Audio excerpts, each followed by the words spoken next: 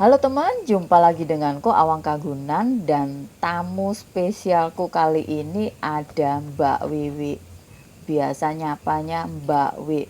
Mbak Wi apa kabar? Alhamdulillah sehat Nah, luar biasa ya. sehat luar biasa. Motivator ini ya. Sering ikut kelas motivasi. Lah Mbak Wi ini mondar mandir Jogja, Bangka. Bangka Belitung. Jadi aku juga nggak ngerti Jogja dengan Bangka Belitung itu jauh banget. Tapi beliau ini mondar mandir kayak yang punya ini kayak yang punya pesawat sendiri mondar mandir segitu jauhnya. Mulai kapan di Jogja? Saya udah sebulan ini. Udah sebulan. Udah sebulan. Berarti kita saut-sautan di FB itu bulan apa tuh? Itu sudah di Jogja. Udah di Jogja. Udah di Jogja. Dan baru ketemu hari ini.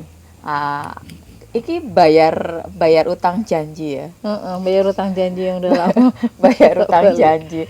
Karena janji datang ke studio nggak nyampe. Terus kemarin aku diundang ada syukuran Ananda Wisuda ya.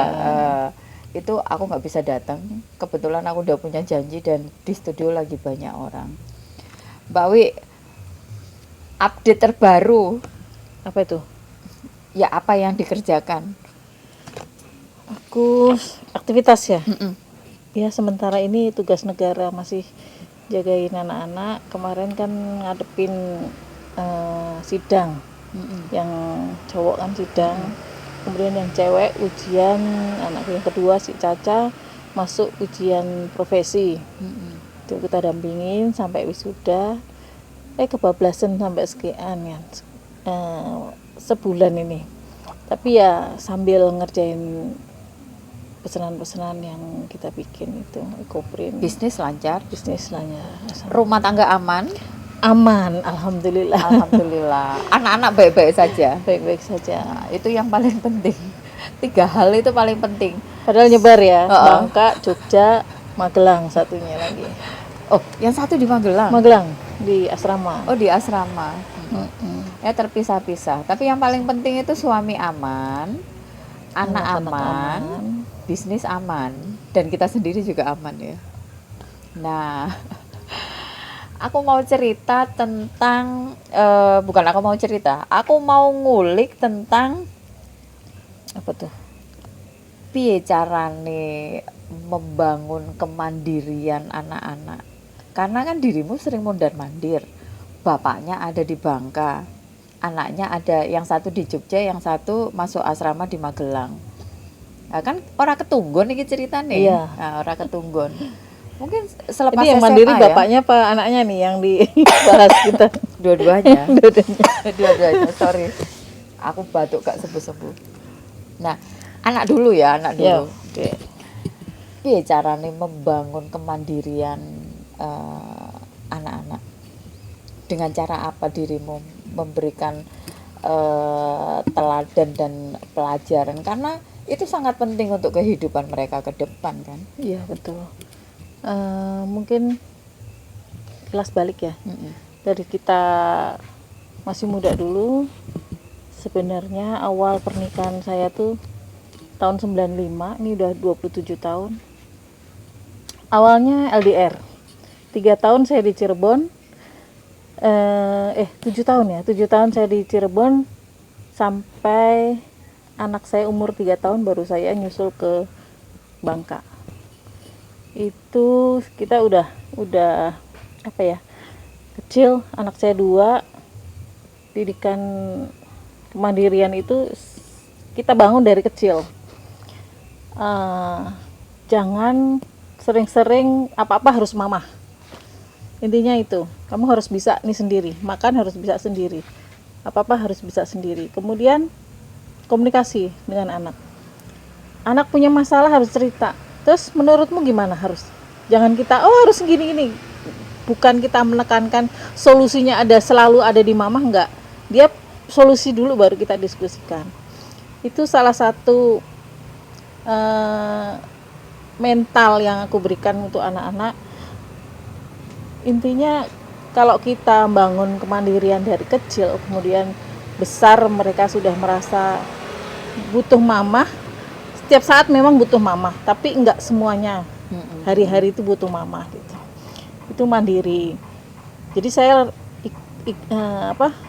lepas anak yang pertama itu masih SMP kelas 1 saya lepas di Jogja. Meskipun sama eyangnya, tetap apa-apa harus sendiri karena eyangnya udah sepuh ya. Kamu harus bisa nyuci sendiri, harus punya masalah harus kamu selesaikan sendiri di sekolah maupun PR harus kamu selesaikan sendiri. Awalnya memang berat, jauh dari mama, nggak bisa ya, nggak ada yang bantuin ngerjain segala macam. Tapi lama-lama dia bisa. Kemudian nyusul adiknya SMA di sini di Jogja. Tapi saya taruh di asrama.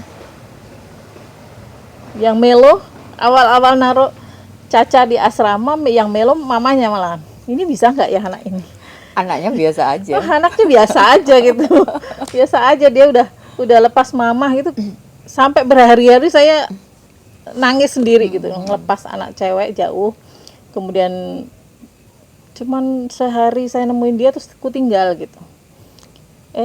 Ditelepon sebulan 2 bulan nyantai aja, dia tertawa, udah tenang, hati tenang. Oh berarti dia sudah bisa mandiri. Sama dengan kita membangun komunikasi itu jangan hanya satu arah. Nek wong biyen kan wis pokoke iki kudu. Apa-apa pokoke kudu. Iya. Ya bubarin. Aku kadang-kadang masih begitu. Iya. Pokoknya Gil, Pokoke, pokoke gitu. Aku kadang-kadang masih begitu. Iya. Makanya aku kadang-kadang kalau sudah bilang pokoke, bapaknya tuh yang sering bilang pokoke. Aku bilang nggak bisa pokoke. Kamu harus bisa mengkomunikasikan suatu masalah atau tantangan sama anak. Maunya mereka gimana, maunya kita gimana gitu. Jangan ngomong pokoknya, anak nanti berontak intinya gitu. Iya, betul. Berontak. Wah, ini apa-apa ini. Akhirnya pelariannya di luar rumah Iya, gitu. itu. Tanpa sepengetahuan bapak ibunya. Biasanya itu. begitu. Makanya ya tetap ya orang Jawa masih keserempet lah. Pokoknya gini loh Mas, pokoknya gini loh Mbak gitu. Tapi ya tetap aja kadang-kadang sadar orang anak-anak zaman sekarang kan nggak bisa kayak dulu harus disetir, harus begini gitu. Iya benar itu. Lebih luas ininya, ilmunya di luar lebih luas. Apalagi dengan modernitas yang sangat luar biasa. Mereka itu bisa dapat banyak informasi dengan cara yang mudah gitu. Anak zaman sekarang ini raiso dikandani, bener gak sih? Sebenarnya bisa, asal kita ngikutin. Emaknya harus update juga gitu, mamahnya harus update. Makanya kalau dulu kan sabdone itu pokoknya sabdo dadi, apa sih di sabdo itu harus yang dilakukan gitu, harus yang dikerjakan. Kalau sekarang nggak bisa, mungkin lebih ke teladan. Ya. Lebih ke teladan. Kalau kita cuman ngasih tahu ngomel-ngomel ngalor ngidul nggak bakal didengar. Tapi kita harus kasih teladan, terus kita harus kasih pemahaman. Iya, benar. Gak iso wis langsung kamu harus belok kanan, kamu harus belok kiri. Sedangkan itu udah mama lurus bisa. Ya, nggak bisa. Kenapa harus belok kanan? Kenapa harus belok kiri? Harus jelas, itu harus jelas.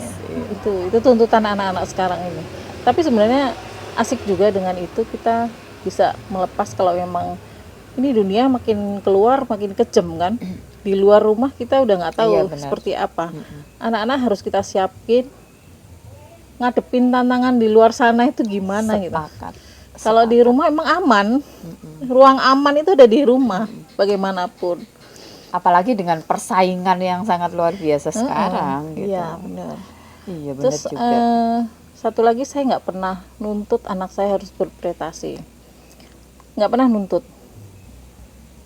Mau juara 1, 2, 3 atau nggak juara sama sekali saya nggak. Oh kamu hebat. Dia punya 3 anak itu punya passion yang berbeda. Satunya mungkin nurut mamanya ya, seni segala macam. Dia senang banget, gayanya bebas, nggak bisa diatur, pokoknya bebas gitu. Yang keduanya dia punya target, harus begini, mirip dengan papanya. Terus hobi basket, ini olahraga. Kalau yang ketiga dia lebih protektif dengan saudaranya, dia lebih apa namanya, harusnya kan biasanya nih anak nomor 2 itu dia lebih bisa mencairkan suasana, tapi ternyata anak ketiga yang aku bisa nyairin suasana itu anak ketiga, walaupun dia kecil sendiri kelihatan banget dia mandirinya luar biasa. Padahal lama sama saya kan sampai SMP sih sebenarnya, anak-anak saya kebanyakan lepasnya SMP gitu, dia bisa ini mandiri. Terus saya masukkan ke Taruna itu untuk didik dia lebih disiplin, lebih bisa aktif di luar sana. Mungkin gimana ya, kalau anak itu punya, kita mamahnya itu harus punya skill psikologis anak itu seperti apa yang harus kita backup, yang harus kita suapin itu nih. Yang satu roti misalnya, yang satu nasi, yang nggak bisa disamakan.